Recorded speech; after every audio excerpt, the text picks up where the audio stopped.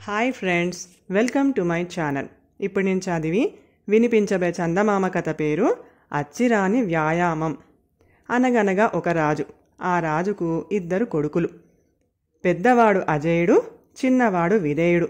16 ఏళ్ల ప్రాయం వచ్చేసరికి సకల విద్యలు నేర్చారు.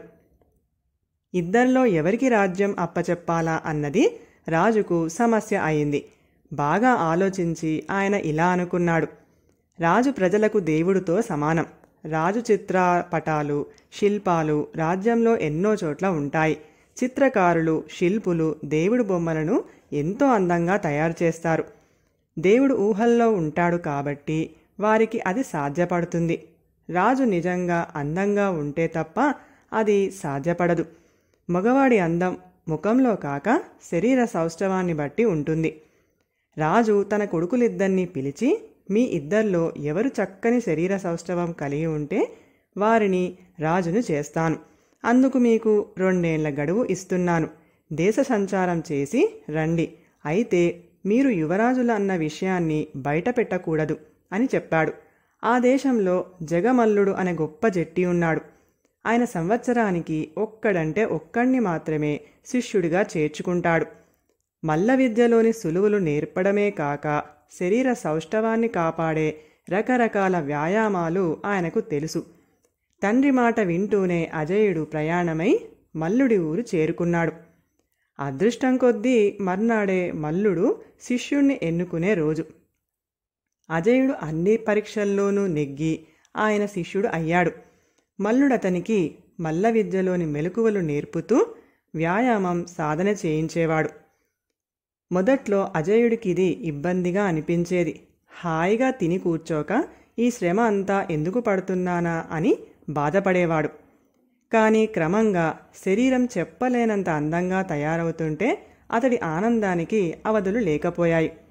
తన అన్న మల్లుడి వద్ద చేరినట్టు తెలుసుకున్న విధేయుడు తానిక అటువంటి గురువుల వద్దకు వెళ్లకుండా తిన్నగా ఒక కుగ్రామం చేరాడు.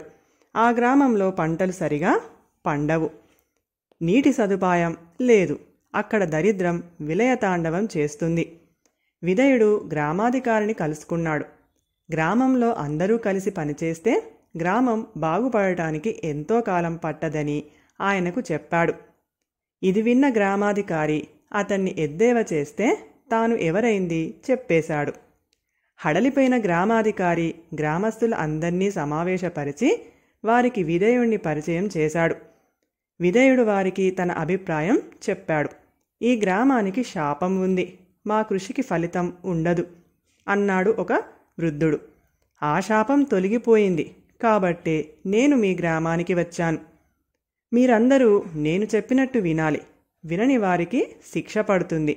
నా మాట వింటే మీ కృషికి ఫలితం లభించేలా చేసే బాధ్యత నాది అన్నాడు విధేయుడు.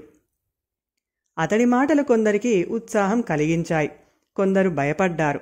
చివరికి అందరూ అంగీకారం తెలిపారు. గ్రామం అంతా కలిసి ప్రతిరోజు కష్టపడి పనిచేసేవారు. ఈ విధంగా బాటలు వేశారు. చెరువులు నూతులు తవ్వారు. చెట్ల మొక్కలు నాటారు. మొదటి సంవత్సరం పంటలు ఒక మాదిరిగా పండాయి.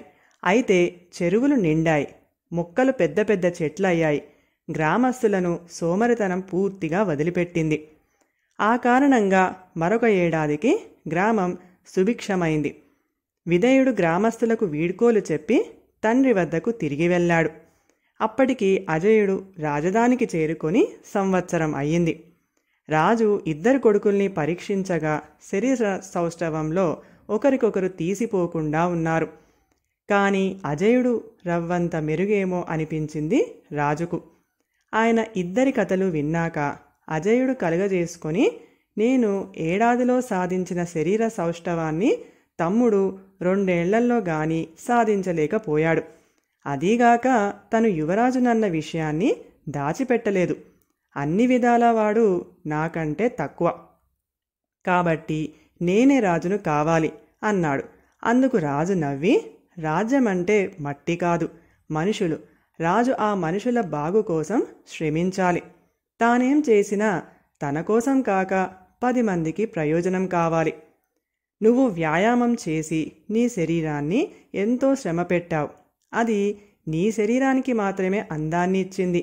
విధేయుడు తన శరీరాన్ని శ్రమ పెడితే అందువల్ల ఒక గ్రామం బాగుపడింది.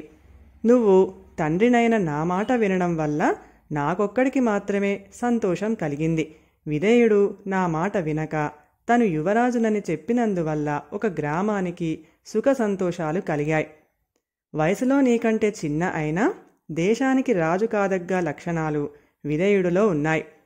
ఇప్పుడు తండ్రి మాటను గౌరవించినట్లే మున్ముందు రాజు మాటను గౌరవించు.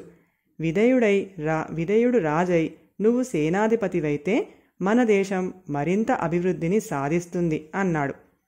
అప్పటికి అజయుడికి తండ్రి పెట్టిన పరీక్షలోని అసలు ఆంతర్యం అర్థమైంది. తన ఆలోచనలు తప్పుదారిలో నడిచినందుకు సిగ్గుపడి తల వంచుకొని ఆ తర్వాత తండ్రి చెప్పినట్టే చేశాడు. కథ సమాప్తం. ఈ కథ గనుక మీకు నచ్చినట్లయితే ప్లీజ్ లైక్ చేయండి, షేర్ చేయండి. మరిన్ని మంచి మంచి కథల కోసం మా ఛానల్ని సబ్స్క్రైబ్ చేసుకోండి. Thank you.